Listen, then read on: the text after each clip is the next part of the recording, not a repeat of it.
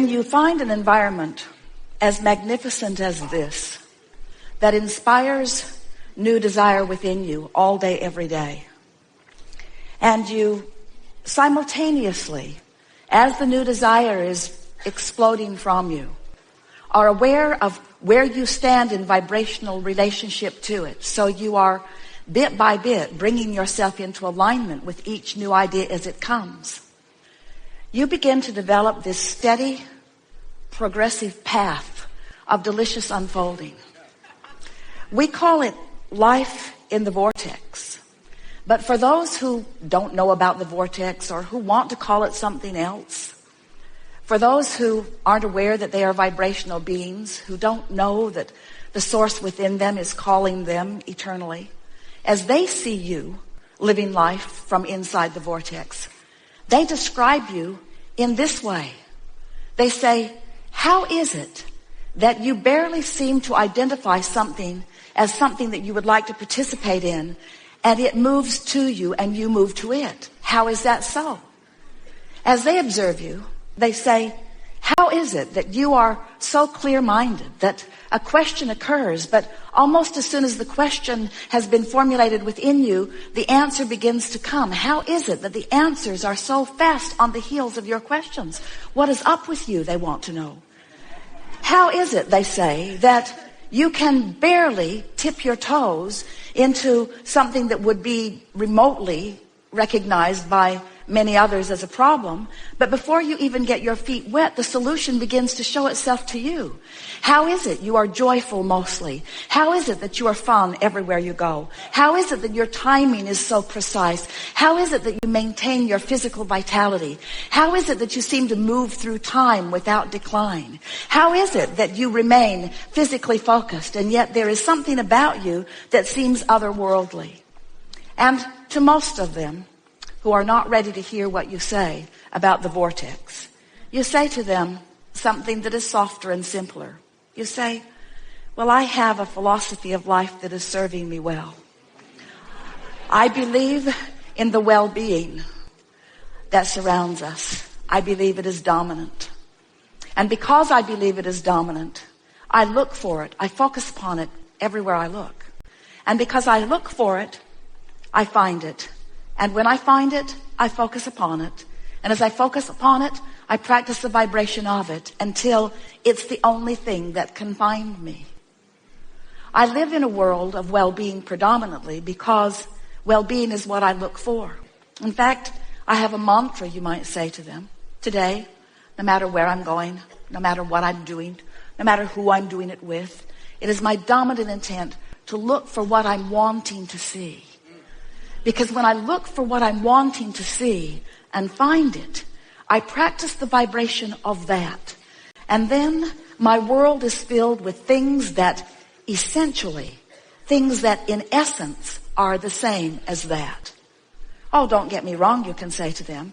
I live in the world, the real world, like you. And from time to time, I see those things that I'd rather not see. But I discovered some time ago, you may tell them, that whenever I know clearly what I don't want, I know equally clearly what I do want. And I've just learned to get off of what I don't want and onto what I do want as quickly as possible. When I was really little, I could feel that when someone praised me, it felt really, really good. And in the same way, when someone criticized me, it didn't feel good at all. And I recognized even when I was little that when I praised someone else, it would most likely feel good to them. And that if I were to criticize them, it would most likely not feel good to them. But what I was startled to discover is that every time I criticize anyone else, I don't feel good either. And so I've decided that there is a power in the way I feel. I believe, you may tell them if you want, that we were born into these physical bodies for the purpose of exaggerated and blissful expansion. And as I participate with those who surround me, I know that it's true of me and all of them that we are doing exactly that. But then somewhere along my trail, I figured something else out. Not only do I want to feel good, and not only does it feel really good to feel good, But I discovered that I have unconditional control of the way I feel. That was a big step for me. Because when I discovered that through the power of my focus, I could always find something that would feel good. And that if I deliberately do focus, that I can train myself into a frequency where only good feeling things can find me. My life started getting better right away. But then I discovered that there's an even deeper law behind it. I finally figured it out. I figured it out through my own trial and error, through my own exposure of my own life to the details that surrounded me. I figured it out that when I am in a moment of appreciation, it feels like the fullness of all that I am is right there appreciating with me. It's as if everything in the heavens is opened up to me, and my ability to see the positive aspect of whatever I am defining becomes fuller and greater. And I also discovered that if I do find something to criticize, it's like I empty out of me. It's like I go somewhere where the larger part of me does not go. So once I got wind of that, once I started figuring out that I am in harmony with that which is source, in my joy and in my love and in my praise, and I'm out of harmony in my criticism, in my anger, in my fear, I began to recognize that I was born with this guidance system, that this system within me to let me know not just how to get the most beautiful things in the world. I don't think that is really my purpose, although I don't mind getting it. I discovered that I was born with a guidance system to help me keep up with me. And I discovered that in any moment in time that I'm not keeping up with me, I can't bear it. For a long time, I thought that my negative emotion was because of something that somebody else was doing. And I cannot tell you how liberated, these are your words to them, I cannot tell you how liberated I was when I discovered that I hold the keys to my own freedom. That freedom, all that freedom is the freedom from resistance. And that resistance can only be self-applied. Other people can behave in ways that are unpleasing, but I have to look. Other people can behave in ways that don't feel good to them. But unless I give it quite a bit of my attention, I don't get hooked into it, and so it doesn't become part of my experience. Then they may say to you, well, this all sounds good. And I see that you are living a much happier than usual life. But what can I do? How can I get into a better feeling place when I have this that is bothering me and this that is a crisis and these things that have gone wrong? How can I focus upon positive things when there is so much around me that is not positive? And then you say, if you want to, well, I don't know about you, but I decided that it was just a choice that I would have to make. That I could focus upon the problems of the world and perpetuate those. Or I could focus upon the solutions of the world and perpetuate those. And beyond the perpetuation of the solution, I discovered that it feels way better to focus upon the solution than the problem. And so I do it for me, selfishly. I have to tell you, I do it for me. And then they may say to you, oh, I've heard of selfish ones like you who get yourself into a good feeling place and then will not look where it does not feel good. How is it that you can put your head in the sand and not notice what's going on in the world? And then you say, oh, I notice because I was born to do that. I was born to sift through the details of life experience and to choose those things that feel the best to me. And so I want you to know, you can say to them, that I see plenty of things that I don't want to perpetuate, but I don't get hung up in the vibration of that anymore. I move quickly from what I don't want to a statement of what I do want. And then I do my very best to practice the vibration of what I want. A lot of my friends don't want to hang around with me anymore because when they want to complain and I don't listen with any sort of sincerity, they are annoyed Sometimes they even get their feelings hurt. And then I discovered something that kept them from getting their feelings hurt. I started practicing it one by one with friend after friend, with family members, with friends, even with people that I was just meeting standing in line someplace. I began to practice this. It goes like this. So they would say, how about that? I sure don't like that.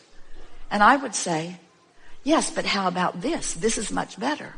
At which point they would say, man, are you blind? Can't you see what's going on? And so I realized that trying to point out the positive aspects to someone who's standing in the middle of negative aspects wasn't going off very well. In fact, it just annoyed them and made them determined to not be with me. So I decided I had to go underground with it for a while. I decided that I couldn't be so overt about it. I couldn't be so in their face about it. So I just practiced in my own mind. When I would hear a complaint from someone, I would write down if I could, or remember if I could, what is it that I think they really want? Because it's pretty easy to know what someone wants when they're expressing what they don't want.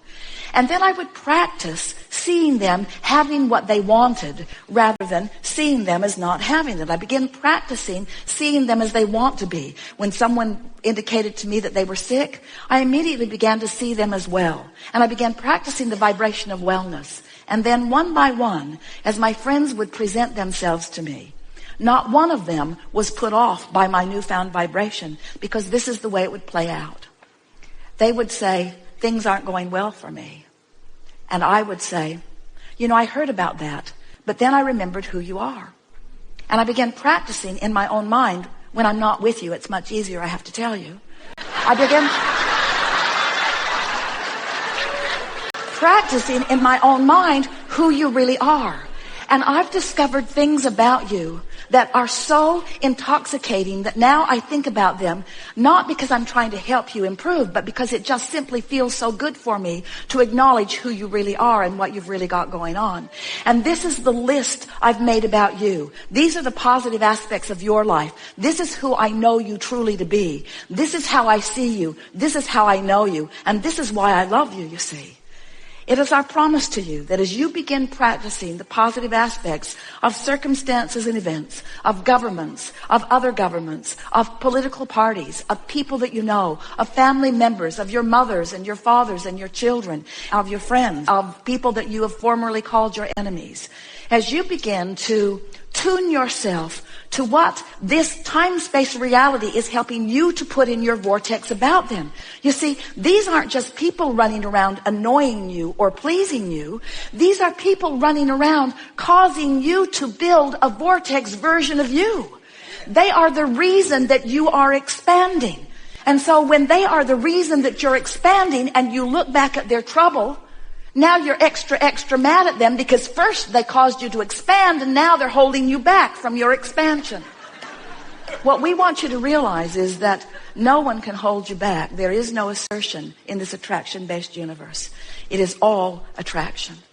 And so as you begin to play with this a little bit, as you accept that you are vibrational beings first and foremost, as you acknowledge that you and everyone that you are interacting with is causing you to build this magnificent vortex of creation, and that the source within you dwells there and experiences the fullness of all that you have asked for. And as you, little by little, tune yourself to the frequency of that vibration, what you will begin to notice first is that you just feel better. The edge will just lift up off of you. Next, you'll begin to notice that wonderful ideas are flowing to you. You'll begin to notice that your memories of your past are changing, where the good memories are coming forward and the memories that were not so good fade and you can hardly remember them at all. You'll begin to notice that people around you are on your vibrational wavelength. You'll begin to notice that you're thinking something and someone right next to you, even somebody that you don't know very well, will verbalize it. And you'll look at them and feel such camaraderie, such harmony, such co-creative connectivity. You'll say to them, you may not believe this, but I was just thinking those exact thoughts. We are so on the same vibrational wavelength. And then not only will the ideas flow, but connections of all kinds will begin to appear in your experience.